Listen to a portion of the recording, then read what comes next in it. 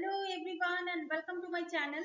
এখন আমি কৌশিক গাঙ্গুলির পরিচালিত ছবি অযোগ্য এই সিনেমাটা নিয়ে কথা বলবো। এই সিনেমাটা দেখে এলাম, তো সিনেমাটা আমার কেমন লাগলো। এই সিনেমাটাকে যদি আমি এমনি বলি, এটা ফ্যামিলি ড্রামা তো বটেই। এবার এখানে প্রসেনজিৎ স্যারের যে ক্যারেক্টার এবং ঋতুপর্ণা ম্যামের যে ক্যারেক্টার, তাদের একটা পাস্ট আছে, সমস্ত কিছু আছে, কিন্তু আমরা প্রথম থেকে একটা জিনিসই ভাববো যে প্রসেনজিৎ স্যার কেন হঠাৎ করে এই মানে ঋতুপর্ণা সেনগুপ্তের যে ক্যারেক্টারটা, তাদের মানে জীবনে সে এন্টার করছে। তার হাজবেন্ড শিলাজিৎ স্যার এখানে অভিনয় করেছেন। তো এখানে যদি আমি ওভারঅল অভিনয় নিয়ে কথা বলি, তাহলে তো তিনজনের জায়গা দারুণ অভিনয় করেছেন। এখানে অম্বরীশ স্যারের ক্যারেক্টারটার এখানে গুরুত্বটা কি আমি বুঝতে পারলাম না। তো যাই হোক, কিন্তু তবুও শেষের দিকে একটা গুরুত্ব দেওয়ার চেষ্টা করা হয়েছে, সেটা আমি মানে শেষের দিকে প্লট ওয়াইজ বোঝা যাচ্ছে।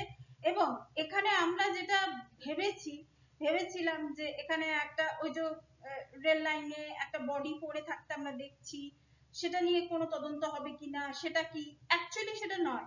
ব্যাপারটা হচ্ছে যে সত্য উদ্ঘাটন এবং তার পরের পরিণতিটা কি, সেটা নিয়ে হচ্ছে এই অযোগ্য এই সিনেমাটা। একজন মানুষকে কেন অযোগ্য বলে দেওয়া হলো হঠাৎ করে, তো সেইটা হচ্ছে এই সিনেমাটা। এখানে মানে প্রসেনজিৎ স্যার মানে যখন থেকে তার এন্ট্রি হয়েছে তখন থেকে তাকে খুবই ভালো লাগছে। এবং শিলাজিৎ স্যারের একটা মানে জায়গা আছে, সিন আছে, যে তিনি ভাতের থালা নিয়ে উঠতে গিয়ে মাটিতে পড়ে যাচ্ছেন, এবং তারপরে ক্যামেরাটা যখন তার মুখে যখন ফোকাস করছে না, ওই সিনটা মানে দেখার মতো। মানে একজন মানুষ মানে চাকরি চলে গেছে, সে মানে ধাক্কা খেতে খেতে সে আলটিমেটলি সে মাটিতে পড়ে গেছে, এবং সেইখানে সেই দৃশ্যটাকে এত সুন্দরভাবে পরিচালক দেখিয়েছেন, মানে মানে বলার মতো। এখানে ওই সামনে ঋতুপর্ণা ম্যামের চরিত্র দাঁড়িয়ে সে চোখের জল মুছছে, এখানেও কিন্তু ওই জায়গাটা কিন্তু বেশ ভালো লাগে। এখানে প্রসেনজিৎ প্রসেনজিৎ স্যারের সঙ্গে ঋতুপর্ণা ম্যামের শেষে একটা মানে দৃশ্য আছে সমুদ্রের ধারে, যেখানে আমি অতটা বলছি না, যেখানে সমস্ত কিছুর সত্য উদ্ঘাটন হচ্ছে, যে একটা মানুষকে কেন অযোগ্য বলা হয়েছিল, মানে মানে কিসের জন্য তাকে বলা হয়েছিল, যে আদৌ সে অযোগ্য কিনা। তো সেই হিসাবে যখন ধীরে ধীরে যখন সত্যটা আমাদের সামনে যখন আসছে, ওই সিনটা যেভাবে স্টেজিং করা হয়েছে, দারুণ লেগেছে আমার ওই সিনটা। তো সেই হিসাবে দেখতে গেলে, অভিনয়ের দিক থেকে, সমস্ত দিক থেকে দেখতে গেলে এই সিনেমাটা কিন্তু সত্যি বলছি, এখানে তিনজন ফাটিয়ে অভিনয় করেছেন, জাস্ট ফাটিয়ে অভিনয় করেছেন। তো এখানে আমি প্লট লেভেল ওয়াইজ আমি খুব একটা বেশি লুপহোলস আমি পাইনি।